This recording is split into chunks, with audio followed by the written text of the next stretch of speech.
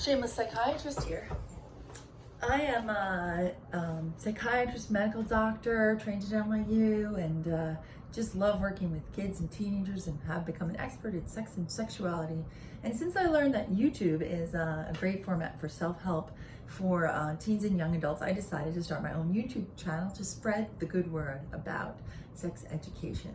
And today I'm going to talk about anal sex. And I'm going to start off with a joke. What's the difference between oral and anal sex? Oral sex makes your day, and anal sex makes your whole week. Get it? Whole week. Anyway, so in all seriousness, anal sex can be very pleasurable, but it's something you really have to wait till you're really ready, because it can be painful as well. Some people with vaginas are able to have orgasms by stimulating their G-spot and from their clitoris from the inside. And some people with penises can find that manipulation of the prostate can lead to intense orgasms. So anal sex can be fun no matter what your gender or sexual orientation. But when embarking upon this sexual journey, I've got some pearls for you. The first is F finger before penis, and penis always with condom. So the anus is very delicate and you need to give it time. Start with a finger, really manipulate, massage the area.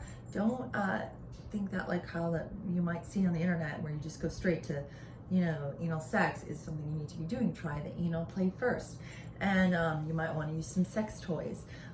Always approved sex toys with a flared base, because you don't want to be the person at the emergency room with a carrot stick up there or a Coke can. So really you want to use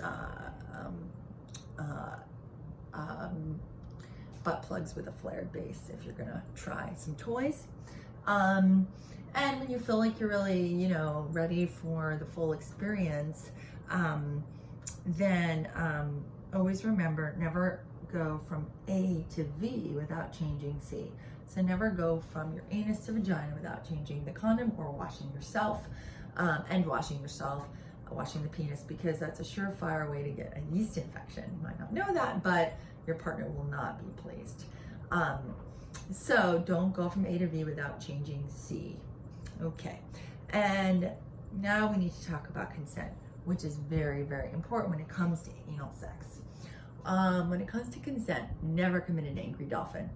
An angry dolphin is when you try to put your penis up somebody's anus and they turn around and go,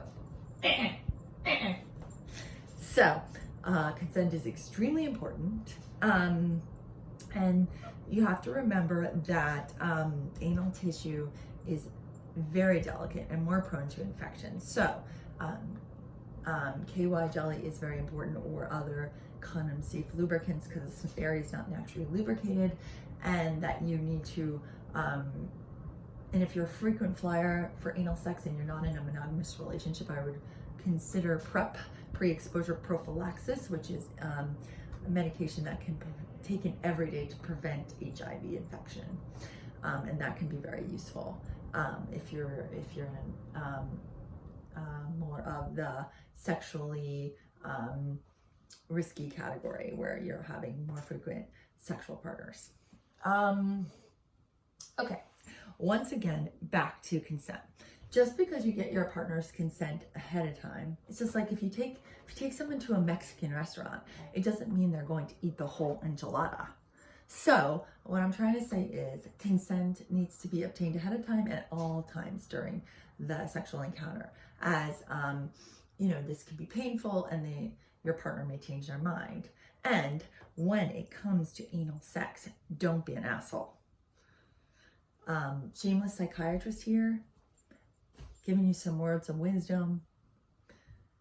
Sign up for my YouTube channel and spread the word.